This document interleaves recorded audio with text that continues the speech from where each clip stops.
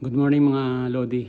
Ito, meron tayo ditong Yamaha handle grip genuine parts. Ito, nabili ko. Ayan o. Ito siya. Ito try nating ikabit sa Raider 150 Fi kasi yung handle grip na stock ng Raider 150 Fi pag nagkakadumi, ang hirap ng linisin. Dalawang bis na ako nagpalit, ganun pa rin. Kaya itong sa Yamaha, ito try natin. Tapos update ko kayo mamaya kung anong nangyari dito, kung pumasok ba o swak lang ba siya o mayroong conversion. Okay, update na ako mamaya.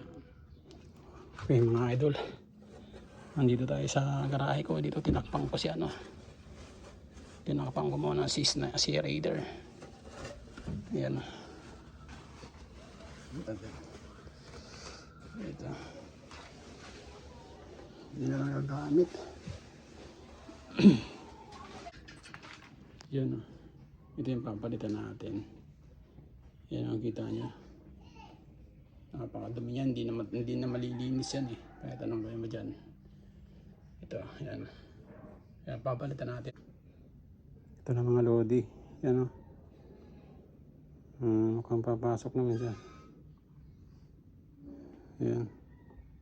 Ayun, pasok naman. Medyo maluwag ng konti pero okay na yan. Yan.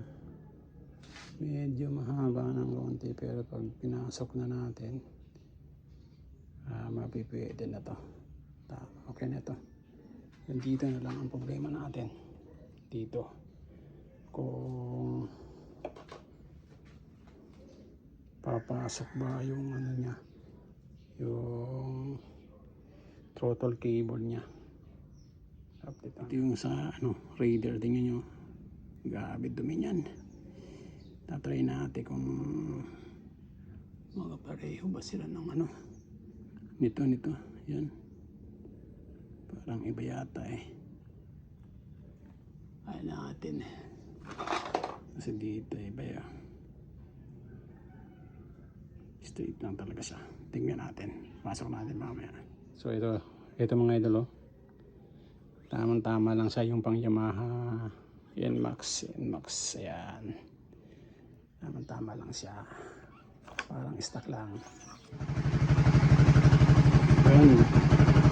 Ano mga idol, nakikabit ko na yung yung handle grip ng NMAX at saka ng Sniper. Ayan.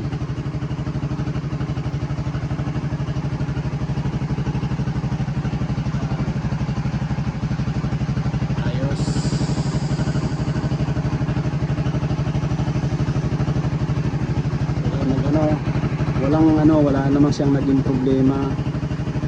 Swak naman siya. Swak na swak siya. Yung dito lang sa dulo, kailangan yung may naka-ousting plastic dito, ikakat mo yung naka-ousting plastic dyan para pag naglagay ka ng bar end, hindi siya sasabit pag hindi ganun mo. Okay, pwede nang mag-rides.